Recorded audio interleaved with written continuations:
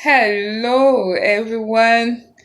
I just decided to come up here to just get your view concerning some new trending news that's coming up educationally uh, about Nigerians. And I feel a little bit concerned because I am one and I'm one of the educated group. So I really want to understand. So lately, they've been talking a lot about Nigerian being one of the most educated group in majority of the countries, like the United States, in the UK, you can name it. A lot. It's a good thing. It's a real good thing. Nigerians love to go to school a lot, and I am proud of them. But a little second now, I have been thinking a whole lot, and by thinking I've been putting hands on calculator. One, two, three, and this is one time that the math is not adding up.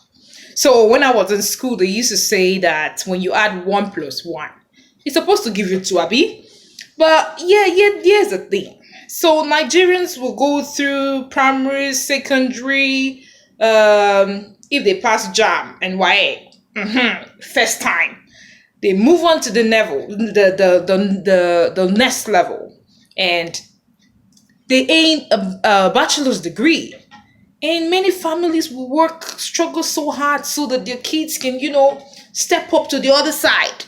And they gather all of this money to actually send your kids abroad to aim a master's degree. Some even go next level to pursue their PhD, which is good job. Good job. But let's look at it.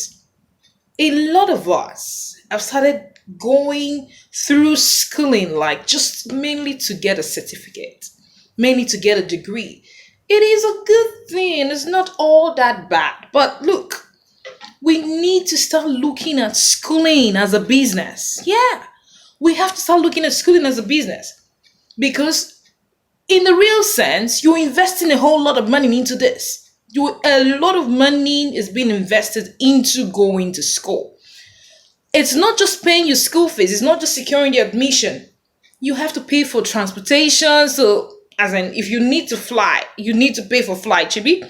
You need to pay for accommodation. You have to pay for your feeding and internal transportation. You need to do that. So, a lot of money invested into this thing. But it's a good thing. It's paying. It's paying. I mean, a lot of the developed society, recognize Nigeria, the Nigerian community as really highly educated. We they go school, not be small basque. But now, it is said that if you invest money into something, you ought to have profit in it. You ought to have profit. So let's put in the math. For you to finish schooling, at least for you to get small BSc, you would definitely spend close to some millions to get a BSc degree. And then, let alone if you decide to further. If you decide to further and get your master's degree and then also get your PhD as a prof. That's a lot. So if you finish now, so what are you going to do? How do you get back the money? Because there ought to be return on investment. There ought to be return on investment.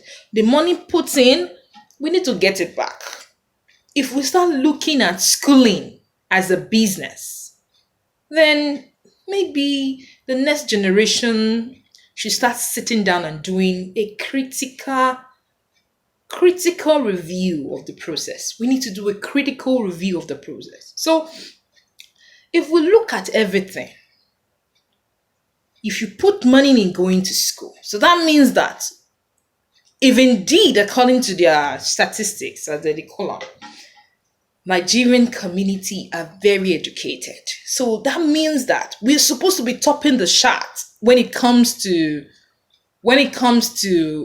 being wealthy, because we've got doctors, we've got plenty, and the worst part is that majority of us are in Rice Business School, graduate of Harvard.